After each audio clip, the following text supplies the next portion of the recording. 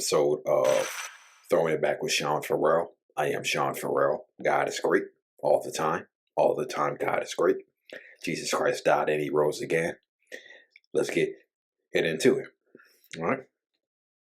So, all right. Okay. So, the 2004 Orlando Magic, okay? They were one of the worst teams in the NBA that year, okay? And Tracy McGrady was on that 21-61 team, okay? There was another time where he went 21-61, and that was with the Toronto Raptors, 1997-98, okay? When he was a rookie, he went 21-61 with Toronto, okay?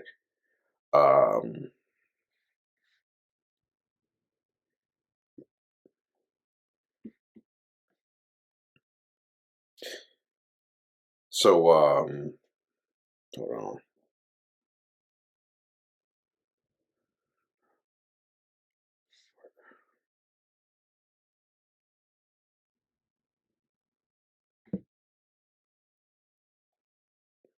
Okay.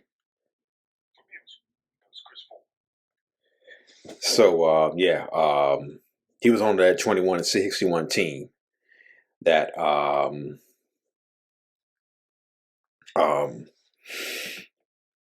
was one of the worst teams in the league that year. And I have the footage. Just got to fast forward to it.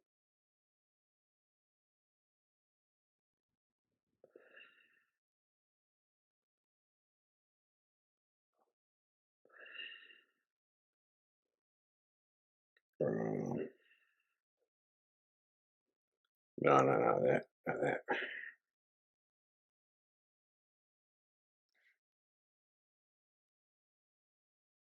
Okay, here we go. Yeah. So McGrady was on the team that went 21-61. How many times have I said that? Right? Anyway, Tracy McGrady says that they just lost all motivation to compete.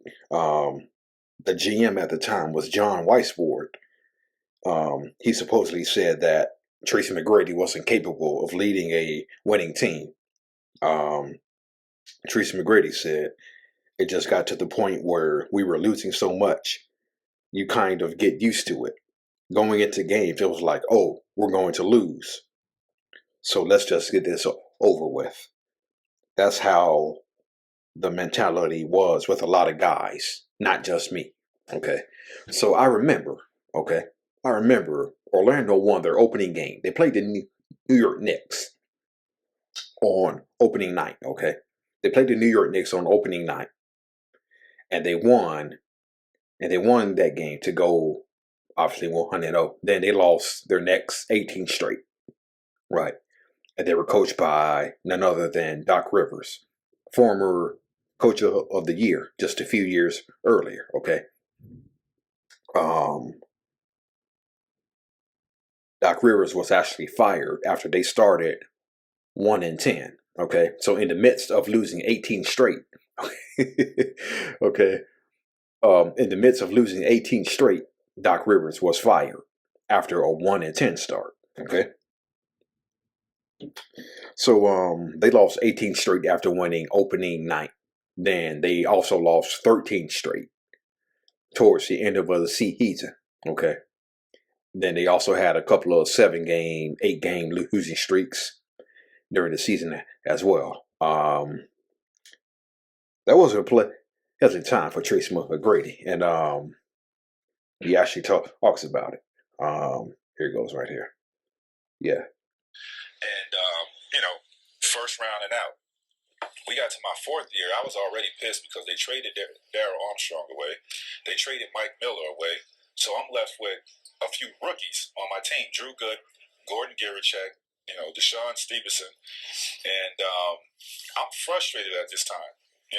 You're frustrated right now, just telling the story. You have no idea how I felt this year. We only won 19 games that year. And 21. by that time, I was looking to compete, in the East, at least to get out of the first round. Never happened. I'm frustrated. Teams are playing. This is when they integrated zone. So teams are playing zone on me. I started off the season slow, averaging about 22 points. Slow. That's I'm coming off of averaging 32. Sounds easy. Started off, they're zoning me. I'm frustrated. I even think I called Tyrone Lue to get MJ on the phone. Like, man, how do I beat this? Like, I needed some help because I was really frustrated. And they got to the point where I was like, man, I don't even want to go to the arena today because we were getting our ass whooped. I could have 30, but we still lose. It was Next question, Arnie. Every day. Coming up, boy. Give me 2 fans right quick. Well, you gotta be. You still want to let it all go. You still want a scoring title again that I still want to score. Still want to score. Take a deep breath. I was frustrated. Man, I'm telling you. Anybody else come close to quitting? Actually, for me, it was in Orlando. Yeah.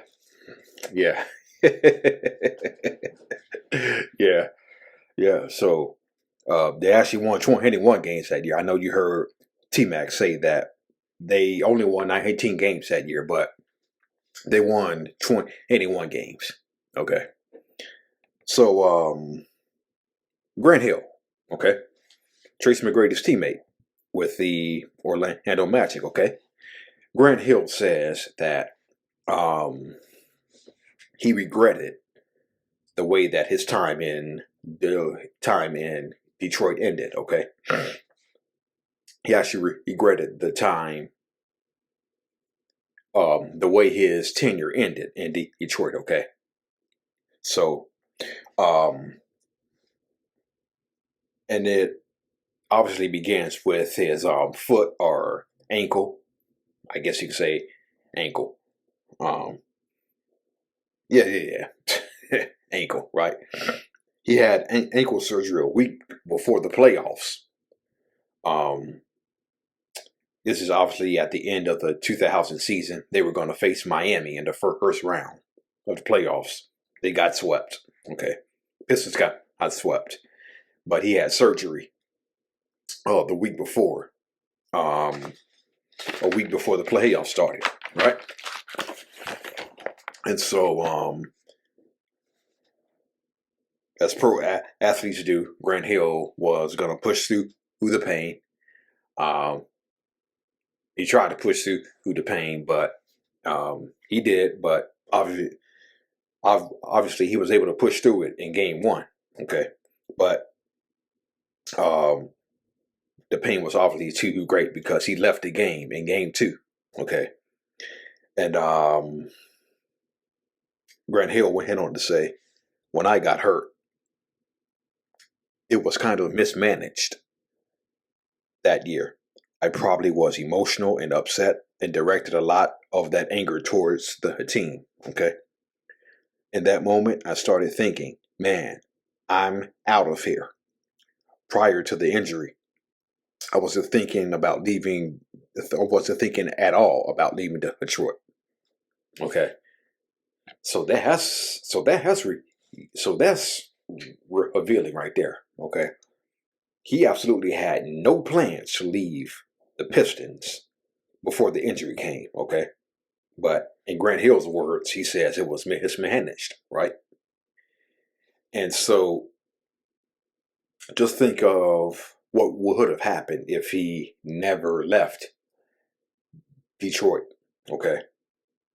Just think what had happened had Grant Hill never left Detroit, okay? They probably still would have had Jerry Stackhouse because, they had Jerry Stackhouse at the time, traded for him mid-season, 1997-98. Okay, they got Stackhouse midway through the 98 season, so he was still there. Grant Hill and Stackhouse probably would have been one of the more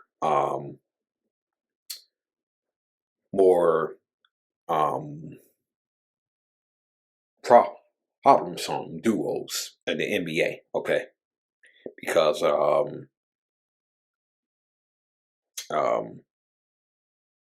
Joe Dumars had retired a couple of years earlier, so but Grant Hill and Jerry Stackhouse would have been a formidable duo for teams to compete against them. Okay. But Grant Hill also said, I thought I'd never leave Detroit. I mean, obviously I did, but my intention, to me, it was Zeke. Before every game at the Palace, I looked at his banner. That's the standard. That's what I'm chasing. That's what I want to accomplish. Okay. So,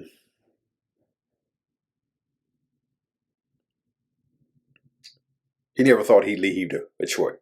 But, the injury, he said, you heard it from him.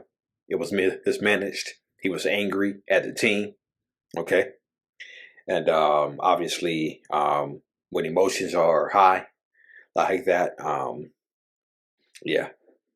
And so he was traded to the Orlando Magic for Chucky Atkins and future Defensive Player of the Year, Ben Wallace. Okay. Ben Wallace was not a household name at that time. Okay. He wasn't a household name at that time. He was more remembered for what Kobe Bryant did to him in the preseason in 1998. When Kobe posterized him in the preseason, okay? Kobe crossed over with his player and came right in and Ben Wallace's grill and dunked it, okay? So, yeah, Ben Wallace wasn't a household name yet, okay? But obviously, he turned into a great defensive player with the Pistons because obviously he was with the Orlando Magic at that time. And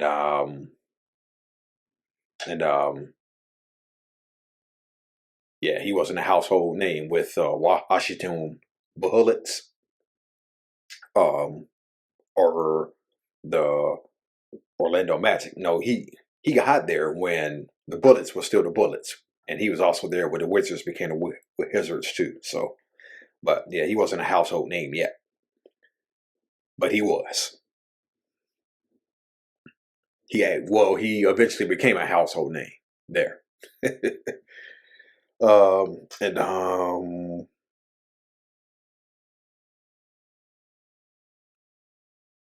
okay.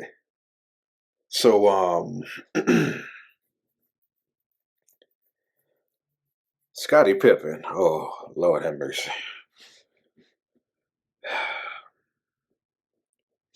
Seems like Scottie Pippen has been running his mouth about Michael and Phil a lot. Okay.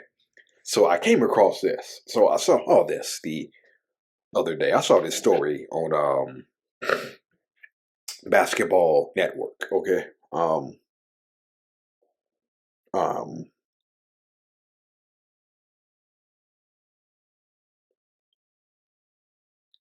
and it seemed to me that Scottie Pippen still holds grudges, not only against Michael, but he holds them against Phil Jackson. Okay. Um, so Pippen says this. Pippen says, "You've been around MJ. You've been around Phil. Their egos are huge, and I don't bow down to people like that." Let me read that again, okay? You've been around MJ. You've been around Phil. Their egos are huge, and I don't bow down to people like that.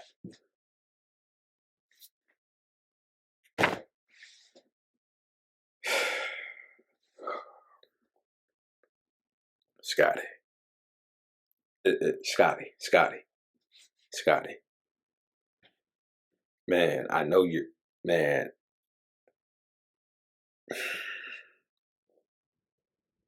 I want to ask y'all a legit question, okay? I know he was underpaid, okay? I know he was underpaid, okay? But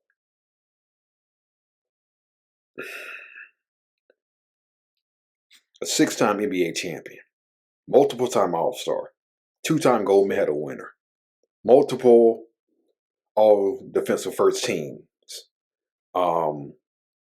multiple all first team selections, okay? All-star game MVP, right? So who would be bitter? Who would be bitter about that resume? Okay? Who would be bitter about that resume if somebody had that resume, right? Who would be bitter about having that resume? Okay? Especially when Michael Jordan speaks highly of you. Okay? When Michael Jordan speaks so highly of you. Whenever they say the name of Michael Jordan, they should always speak Scottie Pippen. Okay? Scottie Pippen, the best teammate I've ever had. Come on. When the GOAT says that about you, that says how much he valued you. Michael Jordan valued you that much, okay? Michael Jordan valued you that much. And so did Phil Jackson too. And this is how you repay him. By being the hitter.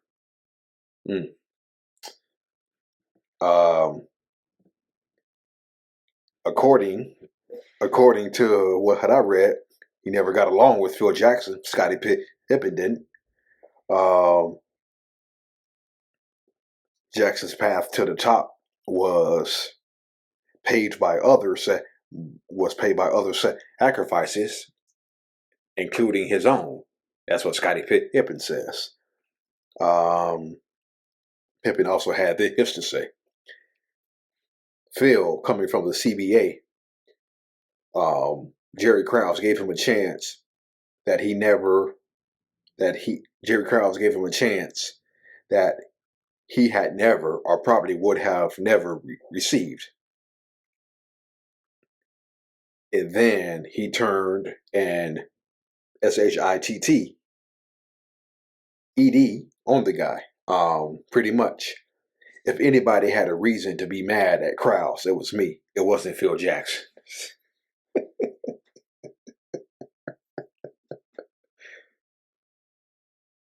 Y'all hear that? Y'all hear that? If anybody had a reason to be mad at Krause, it was me. It wasn't Phil Jackson.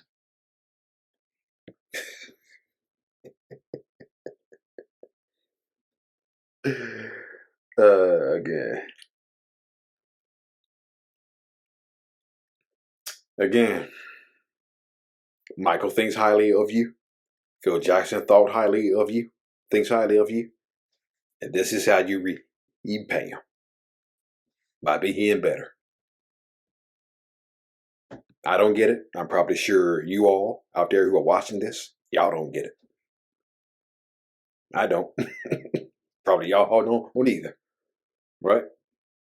All right. That's it. And that's all for Throwing It Back. I am out of here. May God bless you all. Peace out.